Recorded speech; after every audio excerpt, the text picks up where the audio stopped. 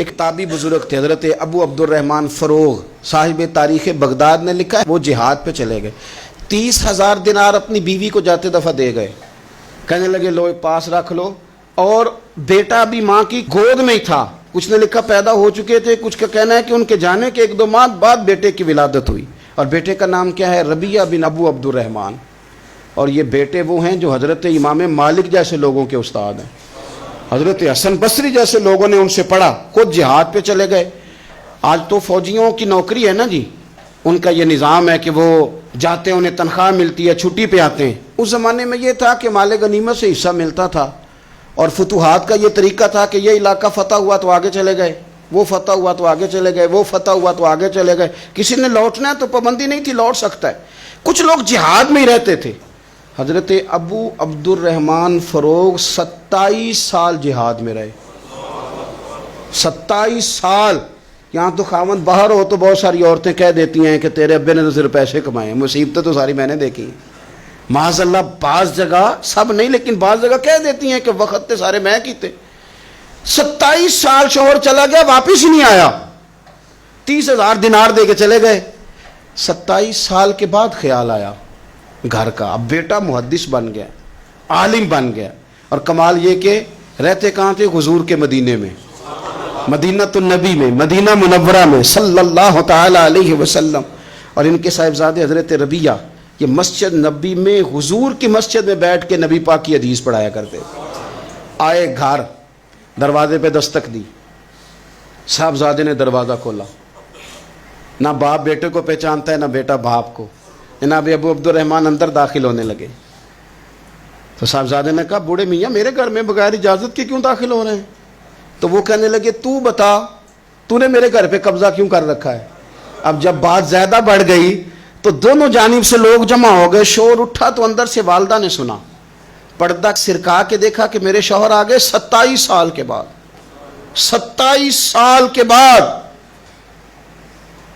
آپ اپنے صاحبزادے سے کہنے لگی بیٹا ان کو اندر آنے جو، تمہارے والد ہیں۔ بڑا روئے باپ بیٹا، بڑا روئے۔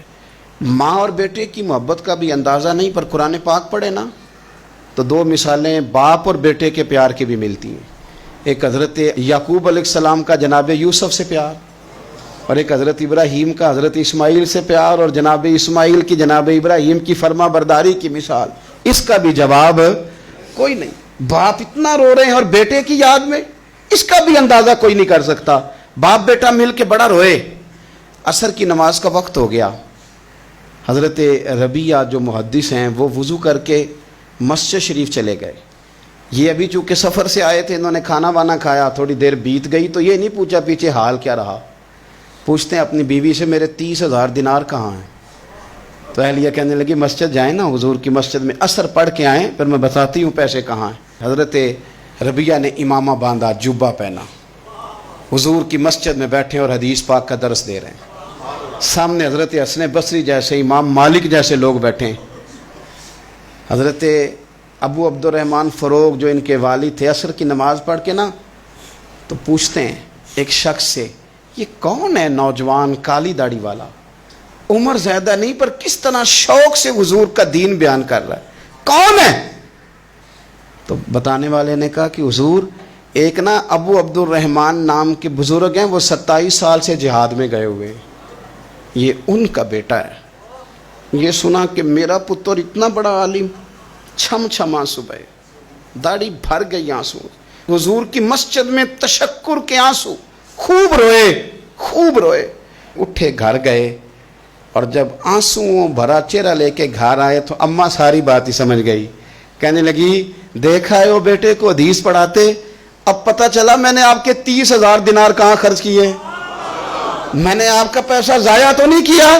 تو حضرت ابو عبد الرحمن فروغ فرمانے لگے رب تجھے صلہ دے اور میری طرف سے بھی دے، تو نے تو کمال کر دیا ہے، حدیث تیرا بیٹا پڑھا رہا تھا اور قد میرا اونچا ہوتا جا رہا تھا، سبق تیرا بیٹا دے رہا تھا اور یوں لگ رہا تھا کہ درجے میرے بلند ہو رہے ہیں۔